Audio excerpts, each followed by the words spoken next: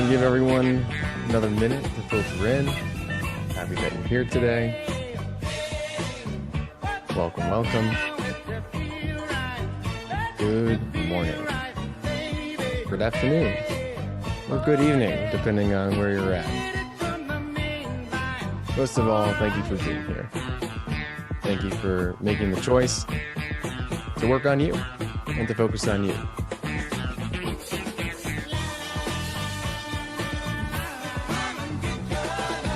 Seconds before we're going to filter in.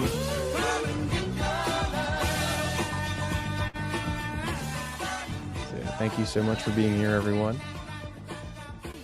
Very, very excited for this topic. It's very near and dear to my heart.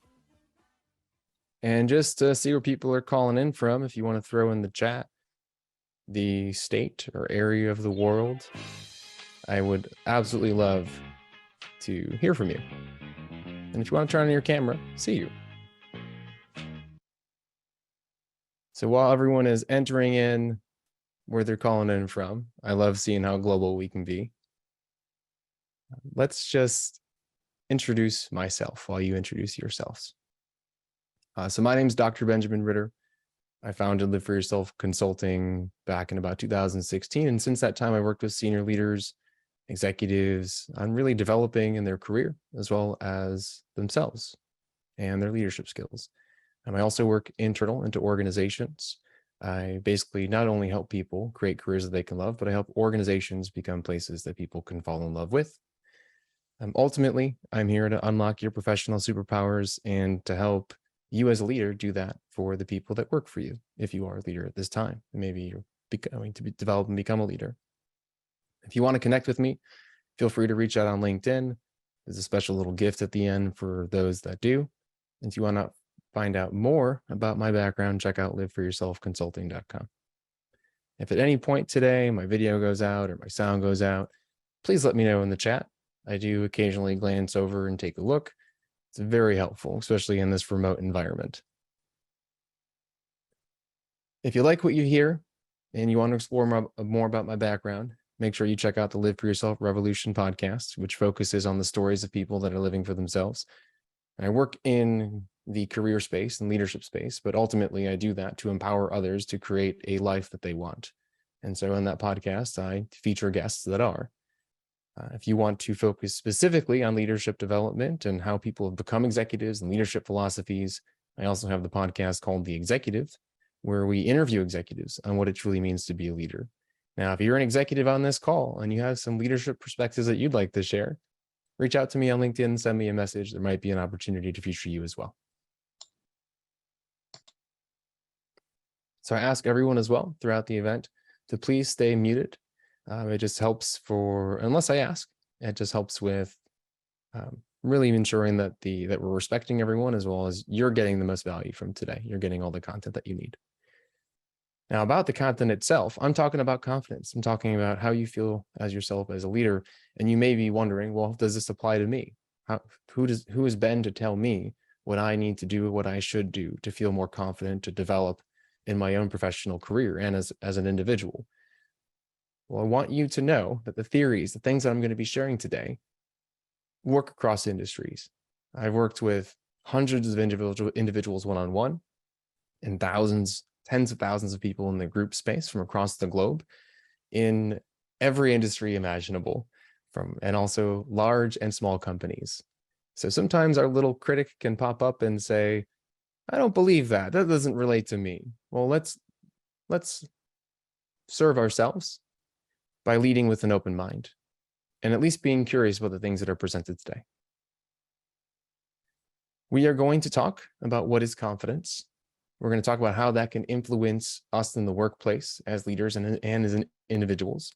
And then we're going to get into some pillars on how to actually build confidence for yourselves.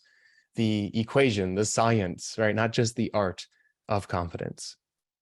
And then there'll be time for question and answers at the end. There's also a way for you to log your questions through an app called Slido. It's an engagement tool that we're going to be using today, which I'll introduce in a second. So if you have a question, I would highly recommend not throwing it in the chat section, because I may not see it, and actually logging it into Slido, which I'll introduce how to do that in the next slide. You want to make sure that you have something to take notes. We're going to, there's a lot of content to cover in an hour, and there's going to be some homework for you. Confidence isn't something that just automatically appears. It is something that you build over time. It's a skill, it's a muscle. But use the chat to engage with each other, please. Please be respectful as well, and stay muted unless I ask. Most importantly, if someone is being disrespectful at all, just give me a moment to clear them out of this virtual meeting. Luckily, we have the security features to be able to do. So when it comes to Slido, this is a way for us to engage. It's a way for us to log questions for the end as well. What you're going to want to do is open up a browser window and go to slido.com and use the code confidence. You also can use your phone and actually just scan that QR code with your camera app, and it should log you right into the Slido app itself without having to enter in an actual hashtag or key code.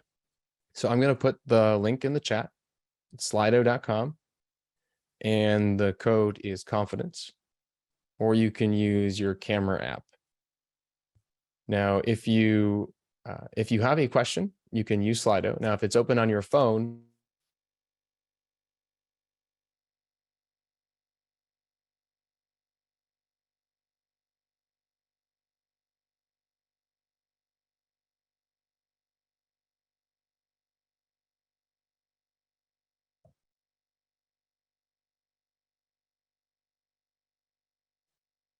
of your browser window, and then you can type in your question and we can log it in and have it for later. Okay, any questions on accessing Slido? You can throw it in the chat right now. If you can't access Slido, then you can use the chat box. I just may not be able to actually be able, I'll try to check the chat box at certain times. So Slido is basically, it's an online anonymous, so when you enter in, it's completely anonymous engagement tool for people that are attending a workshop. You can even use it in person or virtually as well. So to see this actually in action, I want to hear what motivated you to attend today. So if you have Slido open, what will happen is a poll will appear outside of the raffle that was just there with a question that says, what motivated you to attend today? So everything you submit here is going to be anonymous. Your name will not be attached to it. And it is a way for all of us to see what is being shared on screen in a more easily to manage and to see right way. So you can use your phone or you can use a browser and type in what motivated you to attend today. See self-improvement. I need to build my confidence. A valued coworker suggested it. I love that. Interest in the topic. Start your path as a team lead. Wonderful. Feeling the need to gain confidence in self-leadership. Of course, we're hearing for confidence. This makes sense. We're in the right place. Perfect. Interested in new ideas. To be a better leader, recommendation. By the way, just so you know, there are almost 100 people here that are interested in this topic, that are saying they're here to build confidence.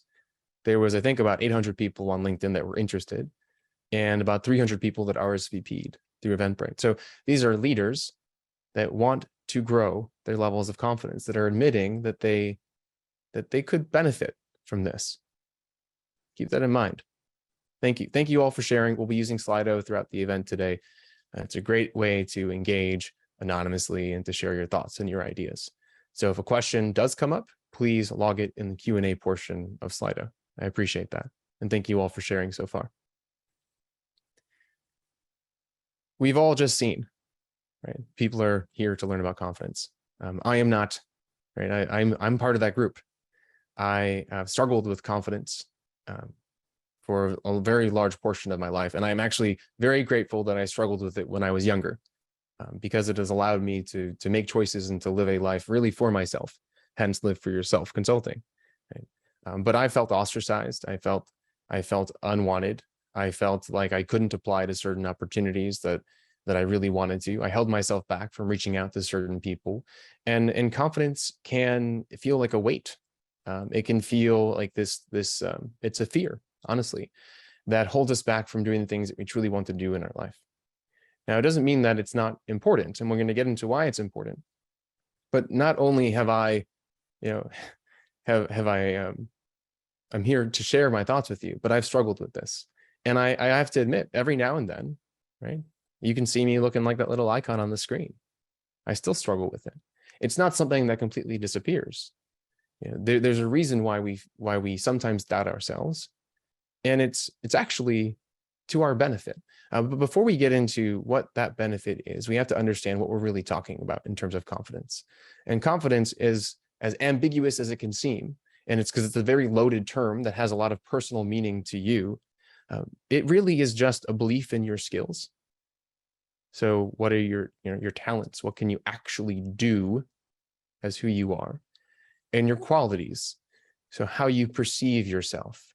It has nothing to do with how someone else perceives your skills or qualities. It is your own belief of your ability to do something and your own belief as a person. And so then it would go to be said that a lack of confidence is a lack of belief, right, in your own skills and our qualities.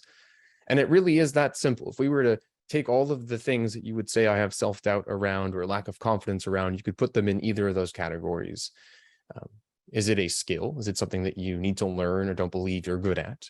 Or is it something about yourself, a quality that something that you don't like about yourself as a whole being, as a person, which is sad to even think about. That's something that we have to struggle with, but it is true, especially in the world of social pressures and comparison and people putting their highlight reel online and what people even share with you in terms of how transparent they are about their own doubts.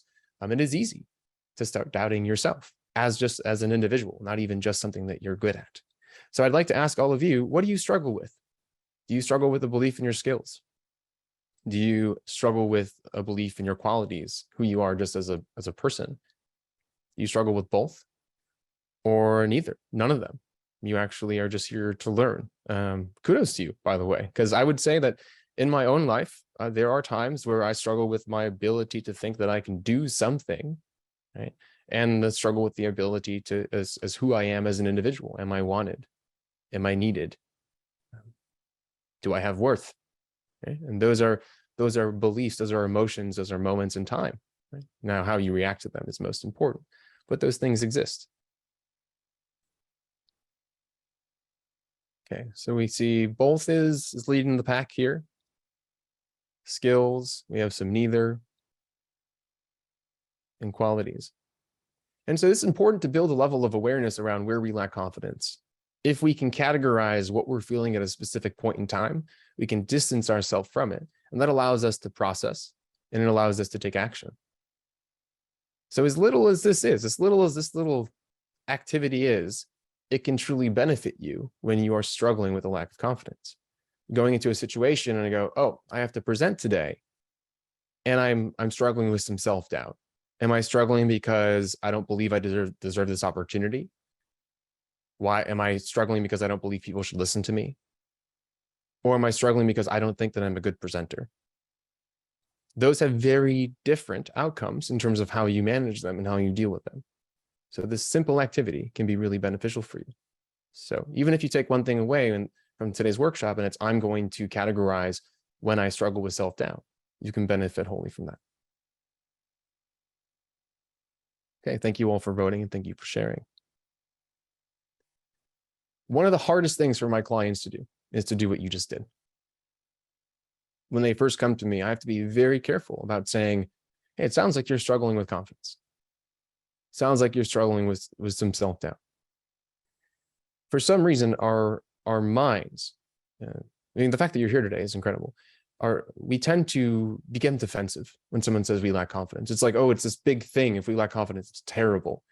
And and I get it. And when I was younger, I shared with a trusted mentor that I didn't feel like I was performing because my mind was getting in the way.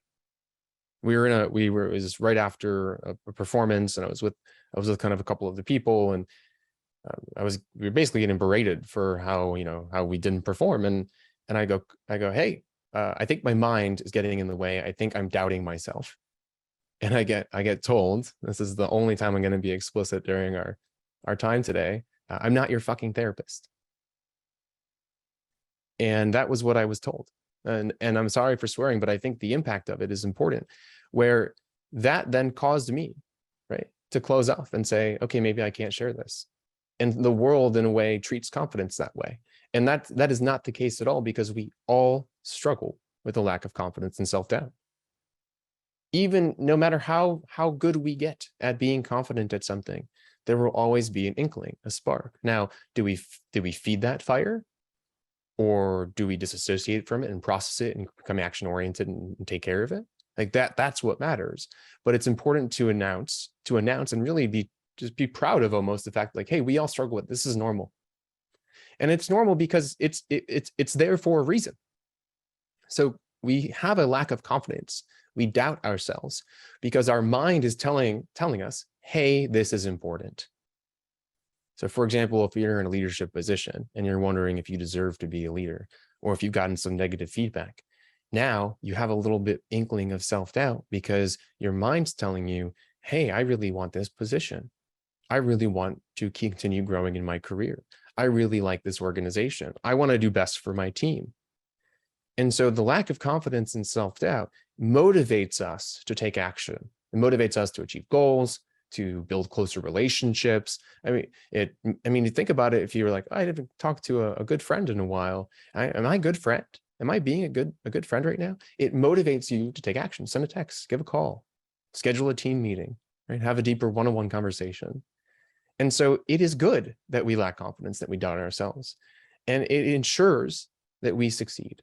Now, when it's a normal amount, the issue is when it becomes overwhelming, when it prevents us from doing the things that we need to do, which in itself, it's strange that we have an alarm system that is supposed to motivate us to take action, but sometimes deters us from taking action.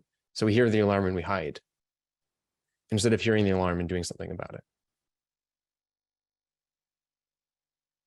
So just like an alarm clock, just like an alarm system, we're able to turn the volume down through practice.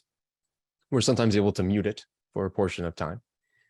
But what tends to happen is when we lack confidence and we have self-doubt, is we turn the volume up because we think that, oh no, this is true, this is reality. And so instead of seeing it as an alarm, we see it as fact.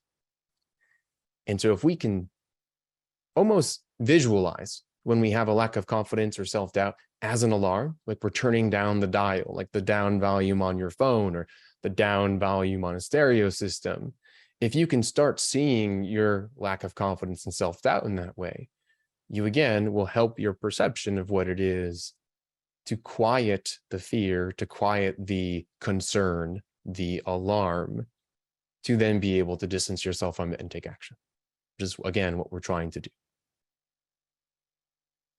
So try this visualization. I actually would highly recommend it, to visualize your confidence as a dial on a stereo system or whatever you want to see, and to turn it up or to turn it down or to press mute and to allow it to serve you. This is going to build an intention around that feeling, that belief, that is then going to either reinforce, well, it's going to reinforce what you want to create for yourself. And the reason why this is so important, and I imagine why you're all here, and I'd love for you to share your thoughts in the chat on how self-doubt has impacted you or how confidence has impacted you. So I'd please share in the chat, because other people will see that, and that's going to help everyone that's in this meeting. So we have 100 people right now, and I promise you other people have experienced what you've experienced, and it does help to know that, as well as you can share with each other and make connections. And this is a place not just to learn, but also potentially to build relationships. Self-doubt in the workplace causes a variety of things. Like, for example, when a senior leader comes to work with me initially, most of the time they lack boundaries or priorities when it comes to their work. They feel like they have to fall on the sword always, and as well as not promote their wins and not really have any sort of balance when it comes to life. They overwork and they work on things that don't matter to them. This is an equation for burnout. This is an equation where you are just going to not want to work anymore. They also will avoid opportunities. So if a promotion comes up, they won't think that they're good enough. They think they might have to wait. They'll overlook an opportunity to ask for direct feedback from their supervisor or their leader, because they're worried about perfectionism. They're worried about being in the spotlight. They're doubting themselves. And so they hold themselves back. And because you're holding yourself back, you're not actually being candid. You're not building relationships. You don't fully believe in yourself, as well as you tend to sometimes blame others for how you feel. So it creates distance. You become resentful. And so self-doubt and confidence, as small of a thing as we might think it is, can create a very negative environment for us to work in that doesn't lead to our success. When we have confidence, when we have boundaries, when we work on the things that we want to work on, when we create priorities and we understand that life is more than just work, we understand that we are not going to lose our job because we attend a kid's softball match or we go to yoga class, we feel energized, we feel fulfilled. It also allows us to apply to new opportunities, to have conversations with people at the skip level or cross-functionally to highlight our successes and our wins. And so it builds relationships, but also gives us the opportunity to potentially grow in our careers. And one of the main things I see that self-doubt does for leaders that I work with initially is it causes them not to be concise in their conversations and their communication, their presentations, because they feel like they have to give more details because they don't think people actually understand them. And so by feeling like you're not clear, you actually make yourself not clear. And so you're not concise. So it is critical that we figure out ways to build confidence in the workplace, even if it's just believing that you have it, turning up that dial without even any other changes, because then you'll do work that fulfills you. You'll have better work-life balance or harmony. You'll be more likely to build relationships and then eventually grow in your career. And you can do this for people that work for you, by the way, and we're going to talk about that too. So what is your greatest area of self-doubt as a leader? Let's go back to Slido. You can, if it should open back up on your phone automatically if it's there, or if it's in a browser window. Now remember, this is anonymous.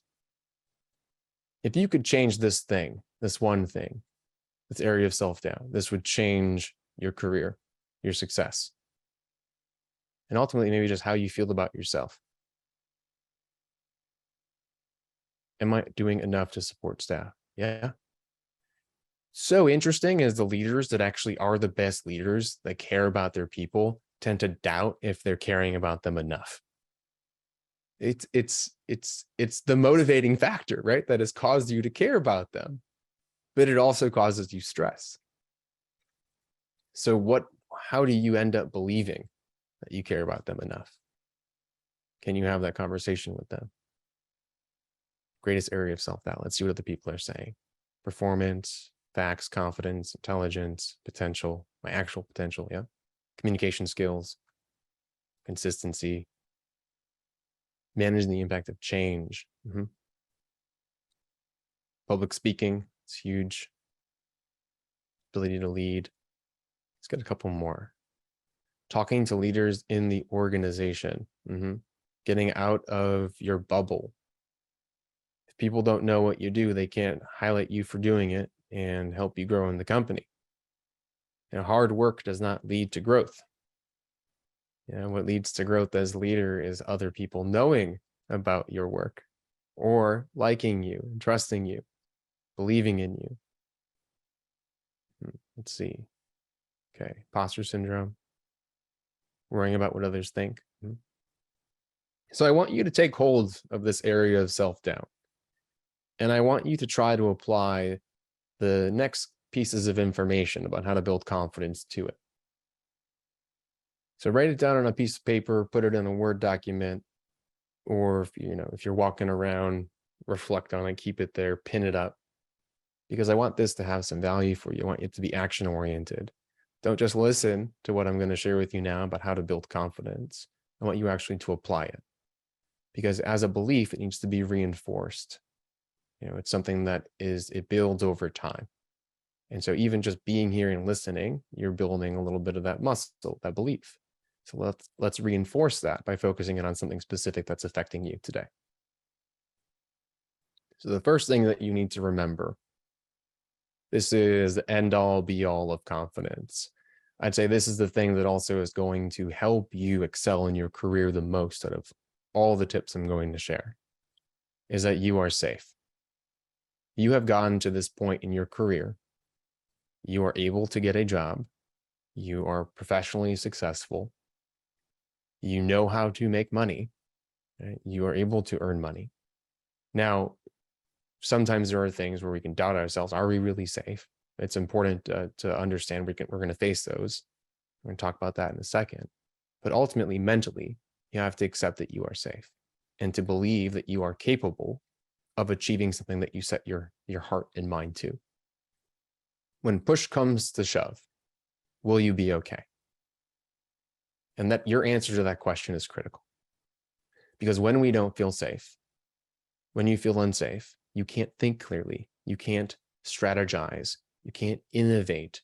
You are so worried about the sky falling that you can't focus on yourself and your own development and the things that you actually need to do to progress in your career, or even to serve others, to serve your team. If you're walking into a team meeting and you don't feel safe in your job, they understand that. Your actions are going to reflect that. Because generally this relates to a feeling of a lack of security. So please throw your thoughts in the chat if things are coming up from you when I say this. But this is a switch. This is literally a switch in our minds that we can say, I believe in myself. I believe in my ability to do what needs to get done so that I'm safe, so my family's safe. It has very little to do with your actual organization. And so as you flick this switch up, because you may be fighting against this belief, you need to identify what is fighting against it. So where do you actually feel unsafe? Finances. A lot of times I can't lose this job because of finances. Great. What would make you feel safe? And go down the list of where you're finding resistance to this belief. So then you can create actions from it. So finances, okay, do I need to try to save? Do I need to try to earn an extra amount of income? Do I need to get a raise? Do I need to reduce expenses? There are a lot of ways that we can take action to feel safe that have very little to do with our, just a lot of the things that we're worried about. Now, a lot of times we don't feel safe because of just previous experiences. We were in traumatic environments, we had negative leaders. And so to feel safe, sometimes we just have to explore that. Oh, I get it now. Because I was berated and abused in a previous position, I think that if I misstep, that's going to happen to me again. And I want to avoid that. So I'm stepping out of the spotlight and just trying to do my work and keep my head down. Is this true? Does this make sense? Is this reality? And a lot of times we'll find out that our previous experiences do not dictate our current experiences. And so we can detach from them and we can be free of them. Take some time, but this is critical. The next step after you feel safe is understanding who you are. When we lack confidence, it tends to be because we don't truly believe in ourselves and our abilities. We just lack that ultimate belief. We don't accept where we have gotten. We don't highlight our successes. We don't honor our journey. And we don't come to terms with the fact that we are where we are, not where maybe we wanted to be. Great example of this is when you walk in a room to network and you just feel awkward. You feel off. You feel uncomfortable. And you're worried about what the other person is thinking about you. Now, the same thing can happen in a meeting when you're presenting. If you are constantly thinking about what people are thinking about you, then I will 100% get behind the idea that you don't fully believe in what you're saying or fully believe in yourself, or you potentially don't feel safe. So we worry about what other people think of us because we're not sure of ourselves. So what we do about this, how we can take action here, is to actually list out our past successes, our career journey, to become aware of it, to understand that I can be proud of that. Find the things that you're proud of, highlight that, create a success folder if you don't have one. And that's basically documents or documentation or projects, things that you're really incredibly proud of. Maybe it's feedback from a supervisor or a direct report, and use this to help highlight, well, what are my skills? What are my strengths? Because then you can take that information and say, okay, so who am I? What do I care about? How do I want to show up each and every single day?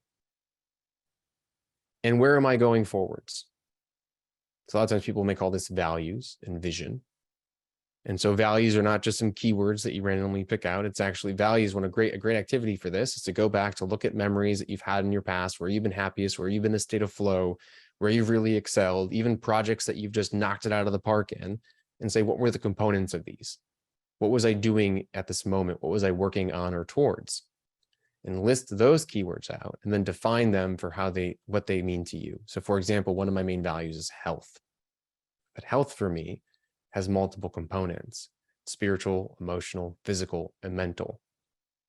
And each one of those can be defined by me in terms of how it's important. And now if I show up each and every single day and I'm not living that value of health, and I don't have a path forwards that I can actually see myself living that value of health, I start doubting myself in my day-to-day because I am showing up inconsistently with who I am. And I'm not conveying who I am to the people that are around me. So this is basically your brand image and what you expect for yourself in the future. It sounds complicated, but really, I mean, honestly, it's a little bit, but it's more so you sitting down and saying, am I showing up as I want to show up? And do I know what I care about? And do I feel confident in those things that I care about? It's your identity.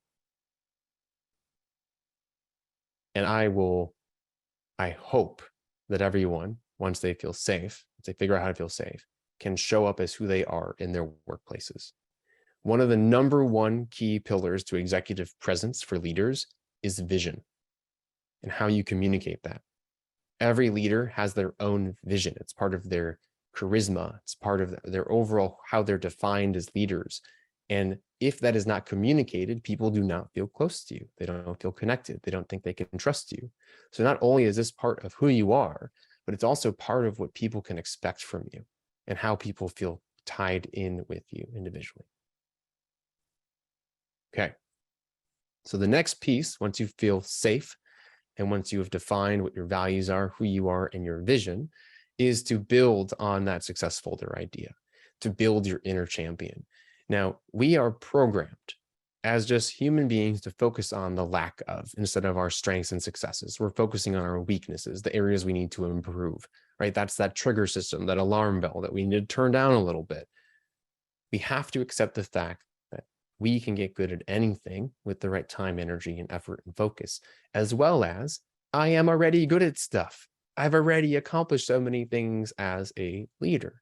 So if you're sitting in a meeting or you're sitting with your team or you're waking up day to day and doubting yourself, it's important to say, great, what are those beliefs? This is awesome that these are coming up for me because I can identify them. And if you can identify them, you can change them, which is amazing, right? Like I said, confidence, a lack of confidence and self-doubt is always going to be there.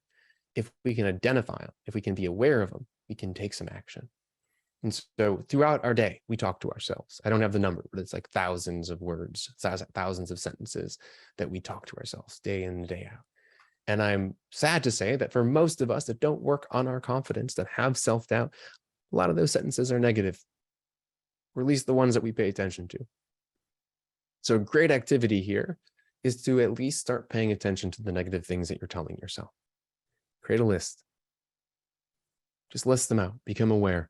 See how often your brain tries to fight against your own success. Why do we do that, by the way? Why do we try to hold ourselves back? With work and effort, we can change that. But first off, build awareness. Write down that list. Once you have a level of awareness of your negative beliefs, we can actually start reframing them. And reframing is basically just a way to rephrase the opposite belief, to say the opposite belief and support it with evidence. So for example, if no one understands what I'm saying, the reframed belief is, I am clear and concise and knowledgeable about this topic. And to ensure that people understand what I'm saying, I'm going to ask them questions. Or if people don't ask me questions, they understand what I'm saying. So you basically take your negative belief, you make it positive, and then you reaffirm it with evidence. The evidence can be from the past, it can be from the present. It can also include grace, such as, I'm not an executive leader. No one would ever choose me as an executive leader. What I'll say is, I have achieved so much in my professional career, and I've displayed leadership qualities. I am currently learning how to build my executive presence and to move into a higher executive role. That's grace. That is identifying and affirming that you are on a path forwards, and has a huge, powerful benefit to your levels of confidence and will reduce your levels of self-doubt. So now that we've become safe, defined who we are, our brand, we are now being able to reaffirm, make affirmations, to identify where we don't believe in ourselves and reframe those beliefs and support them with evidence. The final area of building confidence is to surround yourself with positivity. This may seem a little silly, but it is so true. If you're in a building that is burning down, you're probably not going to be very calm. And you can say if you're in an organization that is falling apart or filled with negativity and harassment and leaders that shouldn't probably be leaders, or a culture that is going to be draining, you are not, no matter what you do for yourself, you're going to be impacted by that. And so this workshop is one thing. Listening to the recording of this workshop is another thing. Listening to podcasts about leadership development and confidence is one thing. Reading books around the topic is one thing. Even more importantly, who do you connect with on a daily, weekly, monthly basis? So how can you craft an environment around yourself that supports what you're trying to create for yourself? One of the things that I'll lead clients through is to list out the 3 people in your life that you feel closest with in an organization or outside an organization that bring you joy, that lift you up. And then to list 3 people in your organization, usually work because we tend to spend most time there, that drain you. And you want to spend more time with the people that power you up, that energize you, and less time with people that drain you.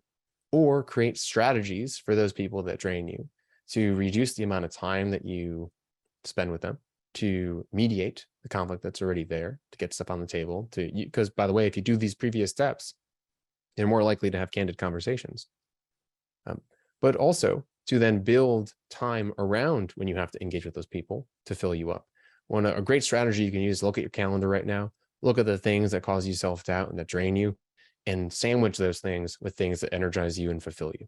Because your state of mind, as well as your environment, is going to give you more, fill up your battery more, turn up that volume more on your confidence, so that when your inner critic comes up, when the self-doubt starts to bring up its ugly head, you actually have more energy to compete. So it's almost like a pyramid. When you're becoming confident, you want to first focus on safety. You want to define your values and your vision. You want to focus on building your inner champions, or getting specific and working on those individual beliefs, and then create an environment that supports them. Now we're talking about you as a leader, but the same thing can be done for your direct reports. Do your direct reports feel safe? Speaking to the leaders in the room, I even say even to your peers, do they feel safe? How do you help them feel safe? Have you given them positive feedback? Have you affirmed that they're going to have a successful career in your organization, or they see a path forward, or they understand that their work is up to par and they're meeting expectations, or they're exceeding? Do they understand their identity and their vision within the organization itself? Do they know who they are as career professionals? Have you ever asked them to explore their previous career path? Have you learned about it? Have you asked them what their next path is going to be like, how they want to grow? Have you been reinforcing that and holding them accountable to that? When we give feedback too, we really should be looking at a 5-to-1 ratio of positive to constructive or directive. I like to use the example when you're a kid and a parent or someone, a teacher or someone yells your name out, you're in trouble. Well, every time you pick up the phone to talk to your director, ping them on Teams or Slack or send them an email, what is the tone? What are you asking of them? Do they expect to be given work or be told they're doing something wrong when you show up? Or have you been giving them enough positive feedback and been focusing on other topics about them as just individuals and their strengths to champion them to where they don't know what to expect when you show up, or they are looking forward to you showing up because that you're more focused on positivity and development? And then how do you ensure that they have the resources to feel that their environment is positive. What are they getting daily from communication, from projects, from the environment around your organization? Now, it's a little bit harder to influence that, but you can ensure that they have the resources they need to have a positive working environment. So if you had confidence at work, let's go back to Slido for a second. What is one thing you'd do differently? If you had those pillars, if you felt sure of yourself, if you turned down the dial on self-doubt, what is one thing that you do differently? Let's throw it in Slido. Should pop up automatically on your phone. Can probably pop up on your browser as well. If you're not able to access Slido, throw it in the chat. Better boundaries. There's boundaries with people. There's boundaries with work. Types of work as well, assignments. Speak up more frequently. Yeah, I like to have a rule that in a meeting, I will ask one question and say one thing. That's the rule. Check the box. You find that if you want to make changes in your career as a leader or just in skills, just make little rules like that, little checklists. Okay, in a meeting, I'm always going to ask this. In a meeting with this person, I'm always going to give one positive piece of feedback. It's a lot easier to follow the checklist, the to-do list, than to live in our own heads. It helps us step outside of ourselves.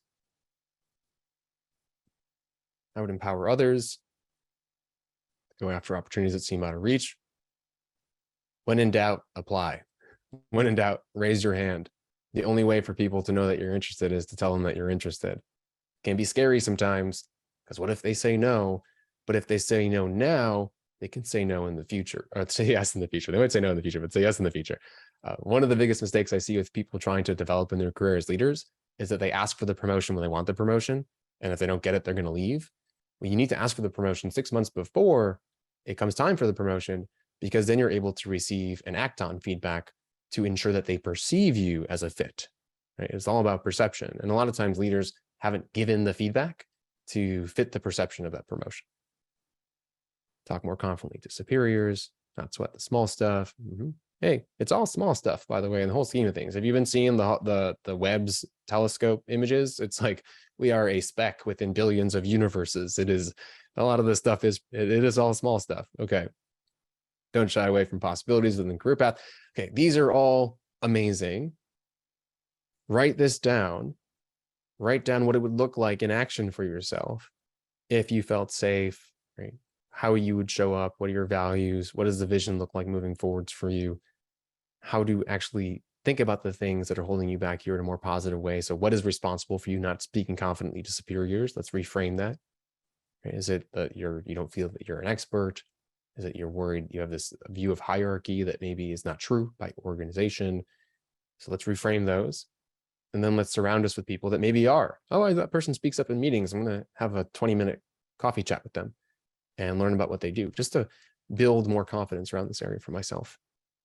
Okay, so thank you everyone for sharing. So this is an important affirmation for me. And I think I would love for all of you to, if it resonates, to use it as an affirmation for yourselves. Take a picture of the screen, print screen it, write it down for yourself. But I struggle with a lack of confidence, but I understand it's a belief that I don't have to accept. I've decided to choose and practice new beliefs. Everything we feel is something that we've chosen to feel, or to believe that we feel, right? We can lack confidence, and we can say, if we have doubt, we can say, I don't believe that, and choose not to believe it. And the more we do that, the more we turn away from the things that hold us back, and the more we reaffirm the things that lift us up, the more they're going to become beliefs that are ingrained in us, paths that we normally travel. Because right now, if you're lacking confidence or having self-doubt, it is a path in your brain, literally a path, almost like a ski slope on a mountain that you've decided to ski down multiple times. And so when you're looking at a mountain, you're more likely to go down that path because it's easier for you, like water is going to run down that path. And so if we say no to those beliefs and create new ones, and then we keep choosing them because it will take more effort in the beginning, we're going to create a bigger path that we're going to then go down normally and easier. So this is a commitment to yourself. Confidence is something that you choose. It's something that you practice, and it gets stronger over time. It is not easy. I will not say it is not easy, but it is a commitment. So it's something that, like, just like, for example, I commit to going to yoga on Sundays. I commit to going to the gym in the morning. You can tell health is my value. No matter what, even if I get 3-4 hours of sleep, I'm going to that gym because I made a commitment to myself. And that commitment brings me value and brings me happiness. So if you can make this commitment to yourself, like, it's a rule, you just are going to be confident. You are going to do these things and take these actions. That commitment in itself will bring you more joy than not having it. It brings you clarity, it brings you an understanding, and it automatically builds practice, which then creates a stronger belief. So please, everyone, asking you a question. Thank you for your time today. Do you commit to believing in yourself? Do you commit to choosing confidence moving forwards? To saying that I don't believe in self-doubt. I'm not going to allow this to prevent me from applying to that job, to prevent me from giving feedback to my leader or asking for direct feedback, from sharing something in a meeting that I think is important that might actually benefit the people in the room as well as the organization as a whole.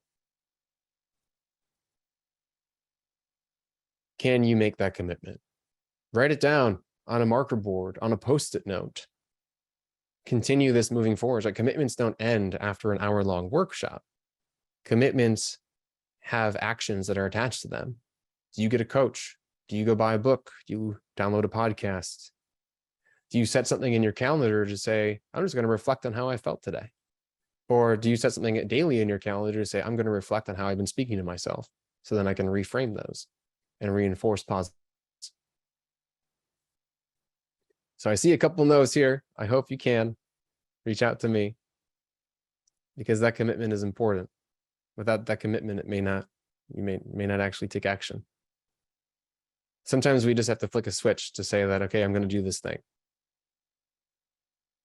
And it flicks a switch within us. It can change our perspective. It can change how we see the world. It's a little bit of science and a little bit of art. So before we get to questions, I saw some of your emails go into the polls, the poll for the giveaway. I am raffling off a leadership development session. It's $500 value. You can work on anything you'd like to work on as a leader. So that can be executive presence, it could be confidence, it could be one-on-ones, it could be based on a 360 feedback that you've gotten, it could be on a program that you want to introduce, it could be persuasion of people in the organization, etc., presentation skills, really anything that relates to leadership development. So if you want to enter this giveaway, you can use your camera app and scan that QR code, or if you're already in the Slido, I'm about to move over to the poll. So we've had some people already enter, but basically you enter your email so I know you're interested, and I will pick one person later today and send them an email to let them know that they won. So I'll give everyone a second to do this, just so everyone can enter, that wants to enter can enter. We have about 96 people on the call. We had about 40 people use Slido throughout the meeting today. So I will just wait a little bit longer and move over to the Q&A portion so that I can start answering some of the questions. Please do not enter your email in the chat. It is not anonymous. I don't want everyone on this call to see your email, as well as people that watch the recording. So please only use Slido. Please do not enter your email into the chat. So please only use Slido. I'm going to move over to the Q&A portion right now. So if you have questions, you can feel free to enter them into the Q&A section. And we have about 11 minutes right now. So I'm looking forward to giving you a little bit more value. But thank you all for being here. If you don't want to stay for the Q&A, I appreciate your time. You can always reach out to me on LinkedIn. There's a little giveaway that I'm offering at the end. So stick around if you want that. Okay, so questions at the top, 2 votes. As a leader, how should we respond to employees and coworkers when they have moments of self-doubt? Your job as a leader in those moments is to understand, not to solve. I think we are a lot of leaders are high performers, they're high achievers, they like to take action, they're fixers.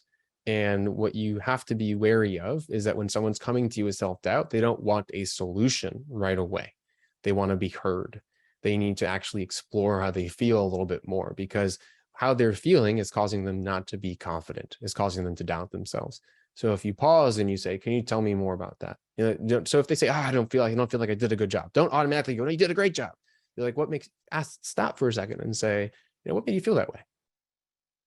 Like, that's a serious feeling, and that could potentially be holding you back. Let's understand that a little bit more. So give them a safe space. And then the goal is, once you listen to them, not to judge them for how they feel. That, oh, that's stupid. You shouldn't feel that way. So that is the worst thing you could do. What you want to do is help them feel safe, right? Just like what we just went through to the pillars, help them feel safe. So you understand the situation, help them feel safe. Define their values and their vision. Oh, I thought you approached that really empathetically with compassion, as well as you had a certain level of thoughtfulness that is really unique to you. Help them define their identity. Then help them reframe their beliefs. Say, I actually felt you were really, your volume was perfect, your pitch was good, your posture was great. And then what you can do is say, if this makes sense, if you'd like, hey, we can meet moving forwards on your presentation skills right before them for about 15 minutes, then run through it. Or you could actually give them constructive feedback. You can ask them, can I actually have seen one or two things that I think would help you? Do you mind if I give you this feedback? And once you get permission for that feedback, you then can say, I really think what you benefit from is creating an outline prior to presenting, because there was a little bit of confusion on what the purpose was and the goal of what you're trying to say. So walk them through the pillars that we shared today. And before trying to fix, understand. Okay, so I see a question: as a leader, how do you effectively lead a group of people that are more intelligent than yourself?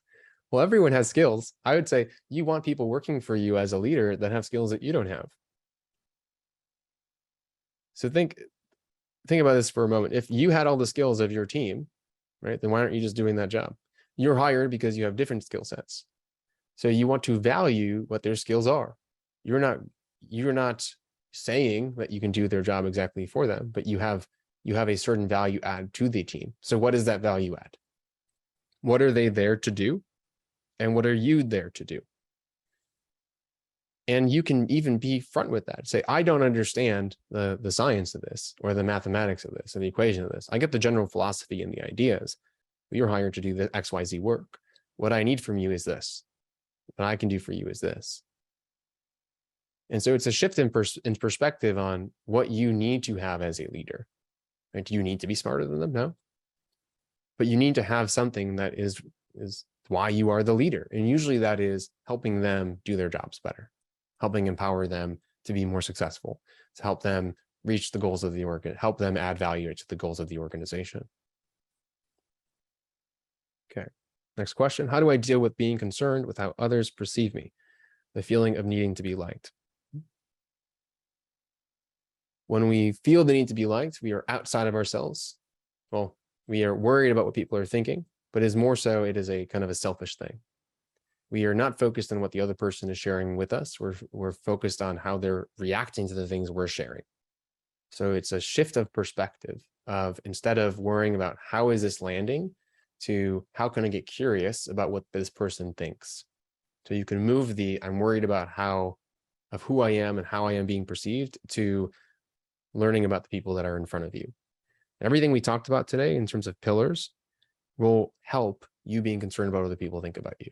So when you feel safe, when you understand who you are, what you stand for, and you're confident in what you have to share, you're less likely to worry about what someone thinks about you, because you are confident in what you think about. It's like when you approach someone that has a philosophy or an idea, something that you completely don't agree with, you're not doubting your ideas because you completely don't agree with them. So if you can completely agree with yourself, you're less likely to be worried about other people's perception of you. Okay, let's see. We'll do one more question. How do others perceive my support? Is it enough? The only way to know is to ask them. To directly ask them, how else can I support you? And if someone doesn't have an answer, if they don't trust you enough, you can say, when you go home from work, what do you complain about? This starts the conversation to help you support them more. You can even get more specific. Do you have the support to do this project? What resources do you need? Do you feel supported in your career development? What resources do you need? For this meeting today, do you feel supported? What resources do you need? So you can also get more granular and more specific, but the only way to figure it out is to ask. Okay, well, thank you, everyone. I'm going to move forwards. I am a coach, I'm a consultant, so I've worked with hundreds of leaders over the years to help them develop in their own leadership skills, as well as to grow in their career. If you're interested, there'll be a follow-up email, have links, as well as booking links to schedule a call. You can also find out more about my work at liveforyourselfconsulting.com/coaching. So you can find out everything there. But also a little gift for everyone that attended, because I know there were some interested raffle entries and we only are going to pick one, is I'm offering 10% on coaching services for the next 48 hours. So from the time I send out the email for 48 hours after that, you will receive 10% off all new coaching programs that you purchase. And if you want to receive as well, you can just start the conversation with me on LinkedIn. If you don't want to wait for that email, use the word confidence. And most of all, everyone, I'm just really excited that you're here. I'm excited that you're working on who you are as individuals, and empowered myself and motivated to see this level of attention to your own growth for not just you, right? There's been a lot of questions about people's teams. So that's incredible. And even just the fact that you asked that question means that you are probably a pretty powerful and incredible leader. So thank you for what you do. Have a great day, everyone.